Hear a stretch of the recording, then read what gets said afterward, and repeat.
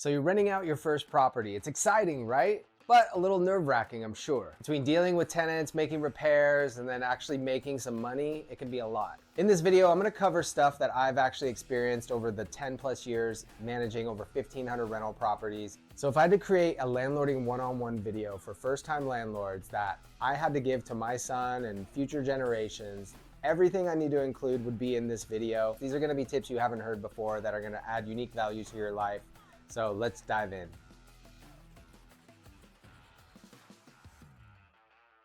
So step one is choosing the right property management approach. Are you gonna self-manage or hire a property manager? So I'm gonna give you the down and dirty pros and cons, full transparency on both. So the top pros, you save money, you don't pay the management fees, and then you're also in total control. And control really matters to a lot of people. They can't sleep easy at night if they have to trust someone else. So if you can sleep easier doing it yourself and having that control, and you wanna save some money, self-management can be the right approach.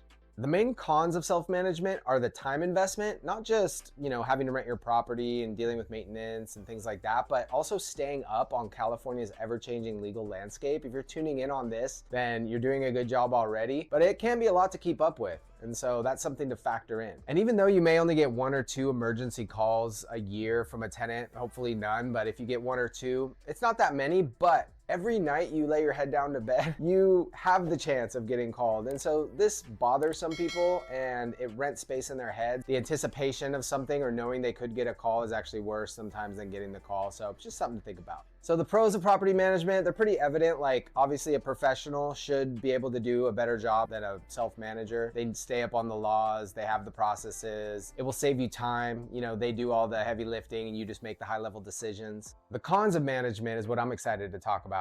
The first con is it's very hard to find a good property management company. The industry has a bad reputation because it's a nickel and dime business. They don't charge that much, and so they can't invest as much time in your property.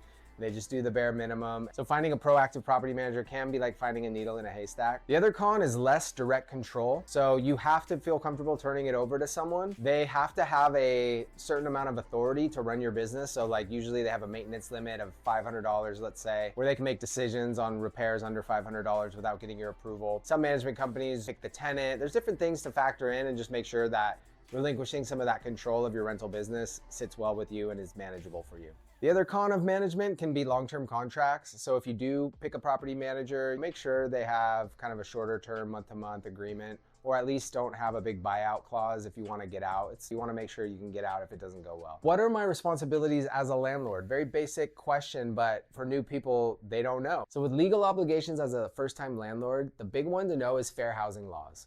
There are federal fair housing laws and state fair housing laws in California, and they cover race discrimination, age discrimination, nation of origin, sexual orientation, income discrimination. So there's all these things that a well-intentioned person not trying to be discriminatory can actually run afoul, and it can cost you big time. So it's important to bring yourself up to speed on that, especially when leasing your property. Common things back in the day like, this property's not good for kids, or, I don't want to rent to college students, or actually prohibited now, can get you into trouble because they violate state fair housing laws. So the other big legal obligations will be spelled out in your rental agreement. And one of my top tips for new landlords is get your lease wherever you're getting your lease from and just actually read it. You will fast forward your learning by about 2 years if you just read your lease agreement, something most people never do, and you'll get all these great aha moments. And then during the tenancy, pro tip, anything comes up, disagreement between you and the tenant or whatever, always refer back to your lease agreement. If there's ever a question, it should be spelled out there. And the last one that's the hot topic is rent control laws. So in California, oh my gosh, it's a bloody mess. There's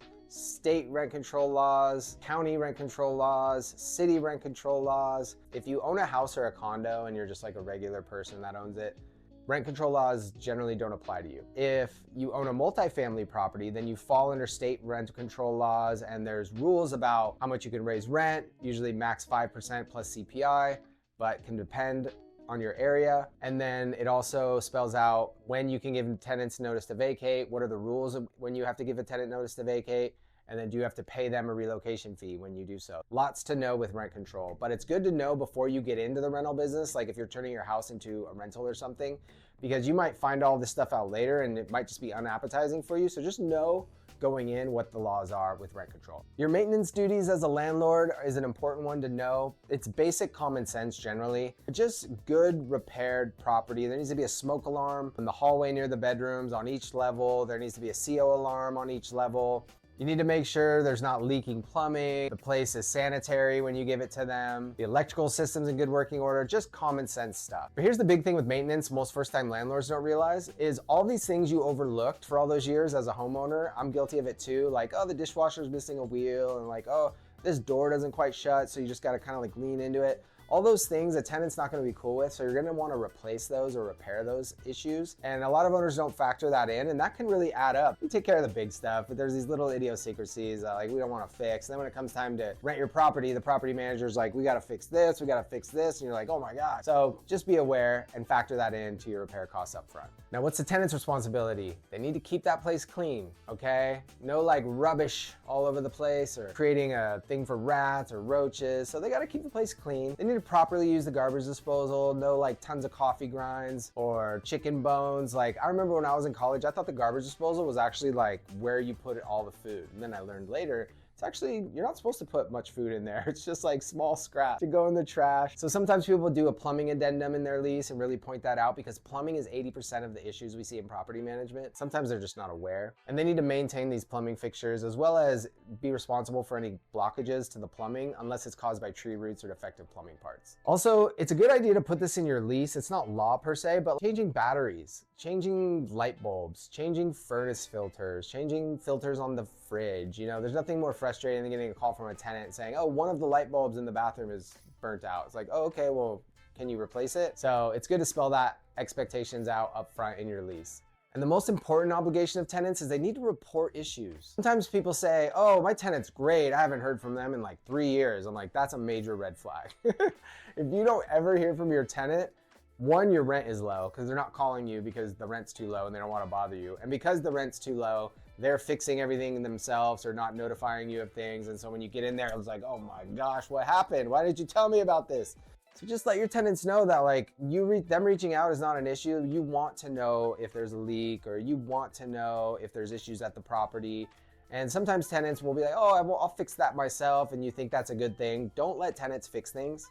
You know, the thing I alluded to earlier about like changing light bulbs or furnace filters, like that's it, like basic kind of stuff like that. Maybe you have them do the yard, but don't have them cut the trees 20 feet up. You know, don't have them make repairs because if they get hurt or they do the repair wrong, you might think it's saving you money, but ultimately it's gonna cost you. And another pro tip, especially those contractor tenants or handyman tenants that like, oh, I'm gonna fix everything myself. Yeah, that can work out, but a lot of times that's even worse because they keep a record of everything they did and then they use it against you if there's any issues where they're like, oh, you know, I fixed all these things. That would have cost you this much money and now I want, you know, payment for that if you're gonna do, you know, it just can create a mess.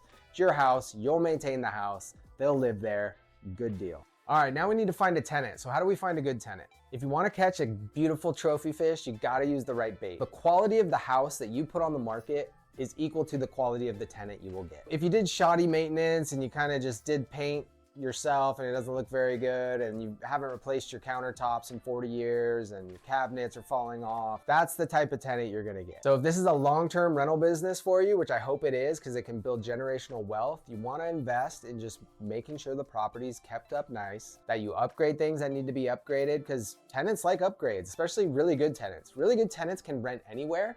So why are they gonna rent your property, unless it's maybe on the beach or something and not fixed up, when they can rent any other property that's much more upgraded, much more well-maintained? So consider updating those light fixtures. Update your light switches that may be a couple decades old. Change the toilet seat. Make sure there's good curb appeal, landscaping. You want those wow factor items at your property so that the good tenants wanna bite. They wanna come in and they wanna live. You want tenants when they walk in to go, wow. That way they'll sign your lease and they'll rent from you long. So when you're making your rental listing, include the important information, but don't worry about creating this novel about, you know, oh, back in 1926 when this community was first drafted. Like, I know you're well-intentioned as a first-time landlord and you're proud of your community and the house and you have all these great things to say, but people are not reading your whole description. They are furiously looking through 50 different rental listings, while eating a sandwich on their lunch break at work. You want to just make sure the headline is super appealing, highlights the best features of the house. So like ocean view, 2,500 square foot, single story, like whatever the key feature is of the house, upgraded kitchen.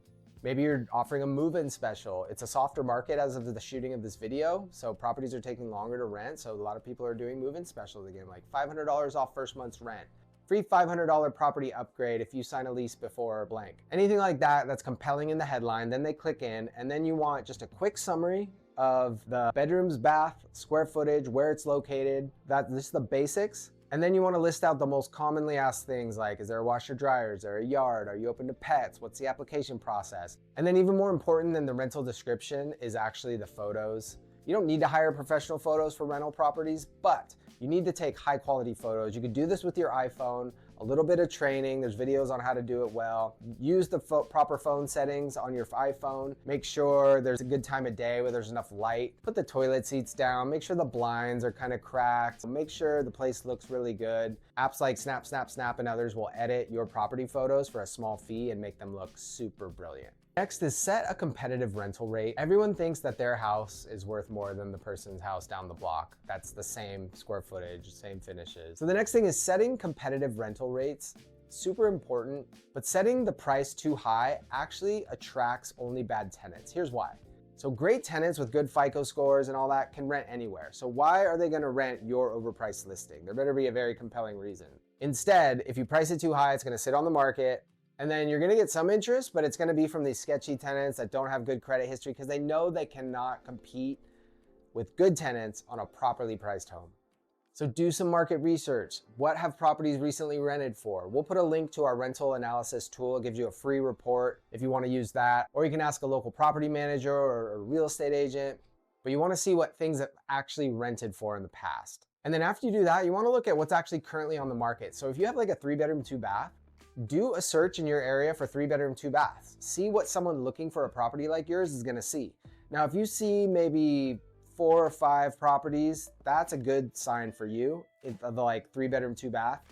If you see like 25 properties within like a mile radius, 3-bedroom, 2-bath, you're in trouble. So you're gonna wanna set a more competitive rental price. See, when you can, offer attractive amenities. People want the washer and dryer. They want the energy efficient appliances. They want the solar. Smart home features is another one. A lot of people have electric cars, so a Tesla home charging system can be a good one. So now you got some applicants, it's time to vet them and screen them thoroughly. So everyone does a credit check, employment verification, super important. Also, you want to do an eviction history search, all basic stuff, but what is really going to help you is spotting red flags. So here's red flags. Incomplete application. In the application instructions, it should say, please complete the entire application. Incomplete applications will not be considered. And if you get an incomplete application, that just is a red flag that shows they don't want to give you the information or they're just aren't taking the process seriously. Income that's unverifiable or employment, you have to be able to verify their income, period. And so if they're like, oh, well, you know, I kind of do this and this gets paid in cash and this doesn't show up on my bank, but this, you know, it's a red flag. Offering advance payments. A lot of first-time landlords here, oh, my tenant offered to pay me 6 months rent up front. I'm so happy. I'm like, usually if they did the deal already, I like don't say anything. That's a red flag because why is someone gonna pay 6 months up front? Like just because they want to? It's usually because they have shaky credit or they don't want you to do certain types of screening. And then once 6 months is up, the rent's gonna stop coming in. Red flags are not a denial. They're just something when they come up should make you exercise extra caution. Poor credit history, so you'll have to decide what you accept, or a minimum FICO score, or do you look at how many late payments they've had in the last 12 months? So open bankruptcies usually are an issue. And the last red flag is just someone that's kind of difficult to work with. If they're difficult before you approve them, sometimes people can be combative or rude or not get you the information you need.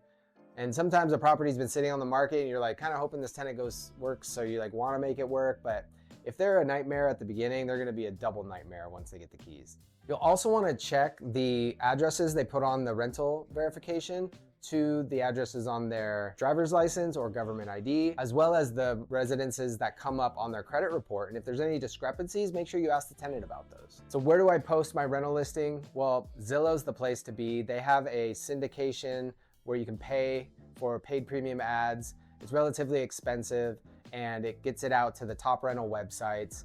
We used to do Craigslist, but there's too many scams. I don't recommend Craigslist now.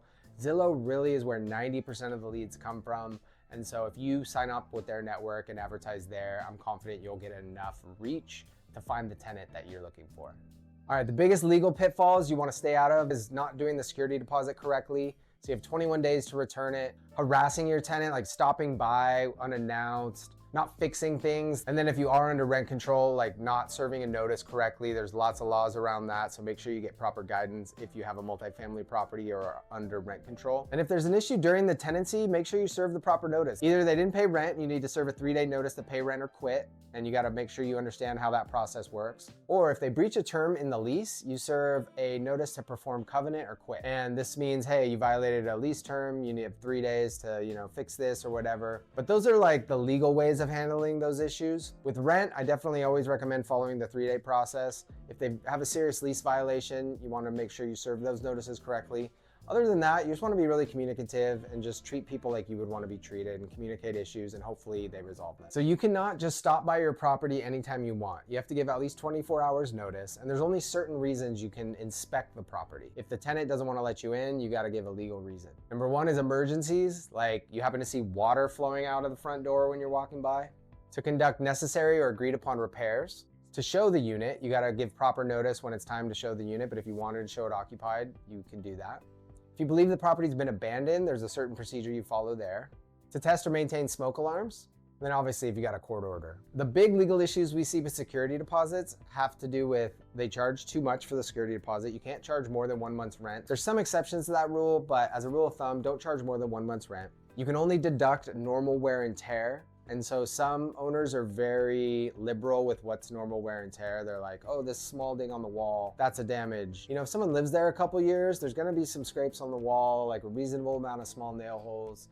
They should clean it and return it as clean or cleaner than they got it. But some owners going ham on the tenant security deposit and using it to upgrade their property in some cases is a major no-no and will get you in legal trouble. If you need to evict the tenant, you need to use an attorney. We have videos on some of the deep dive on eviction, but it's not something you want to handle. So you'll have your attorney serve the 3-day notice in that case. You'll have your attorney handle the court paperwork, but hopefully it doesn't get to that. What you can do instead is work with your attorney and maybe offer the tenant a cash for keys. It's often hard to swallow, but it's usually cheaper for an owner to say, hey, I'll give you $1,000 if you leave by next week, or I'll give you your deposit back in full. You just got to leave the property broom clean. Some people are like adamantly against that and just want to fight for principle. If you're that person, you can do that.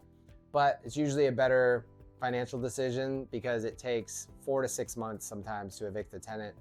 And then you got the attorney's fees, and then you'll have this judgment where the tenant has to pay and you ain't ever seeing that money 80% of the time.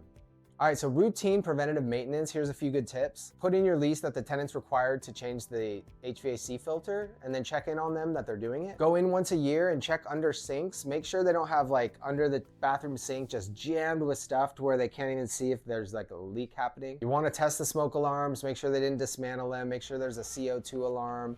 Check your water heater, see how old it is. If it's like 10 years old, you might want to replace it proactively because they tend to fail after 10 years and they can leak. You want to do an exterior walk around the property, just make sure the drainage is good, make sure there's no issues with trees on the house where rats can jump on, and termite damage. Getting a termite fumigation every 7 to 10 years at a minimum is a good idea. And then there's a couple good tips with tenants. I like to ask, hey, have you fixed anything or upgraded anything since you've been here?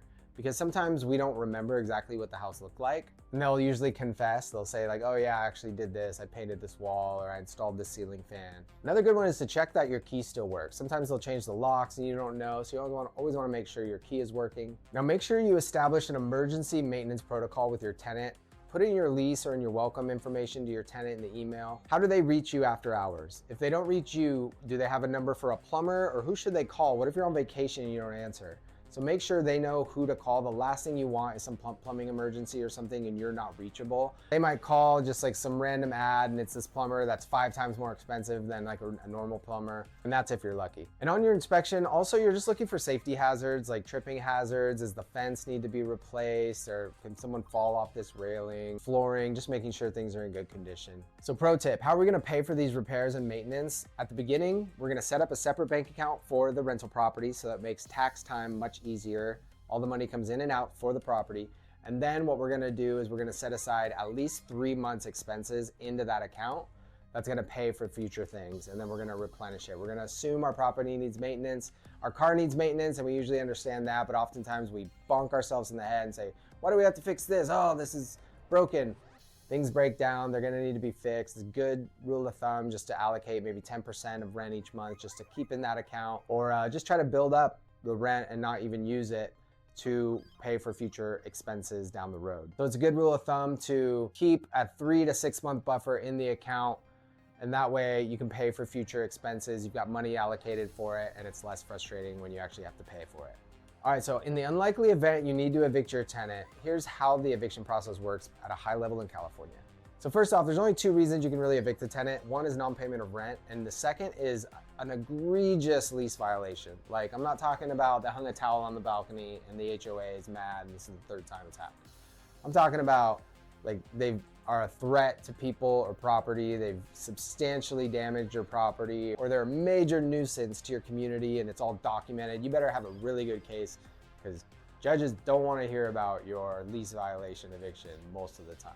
I guess there's one other reason that could be an eviction: if the tenant doesn't move out at the end of the lease term. You know, they were supposed to move out and they didn't. All right, so they didn't pay the rent. It's the most common one. You serve the 3-day notice to pay. In the example of the lease violation, you'd serve the 3-day notice to cure violation or quit. And in the example of the person that didn't move out at the end of the lease term, you would just serve an unconditional notice to quit and move out. You wait the 3 days, then it's time to file your unlawful detainer with your attorney. You'll get a court date. Both parties will get to go to court. They will ask you before you go into court if you will please mediate. Both of you will say no, and then you'll go to court. Just kidding. Usually landlords are open to mediate, but oftentimes tenants don't want to mediate. They want their day in court. So you'll have the opportunity to present your case, come very prepared, bring all of your evidence in a nice binder that's all labeled, make the judge's life super easy. If you win, you'll get a writ of possession. You'll get a judgment often if they owe you money. That judgment you can enforce with a collection company, but oftentimes it's very hard to get money from tenants that needed to be evicted. You'll get the sheriff lockout date, you'll show up, then you'll get your property back, hopefully.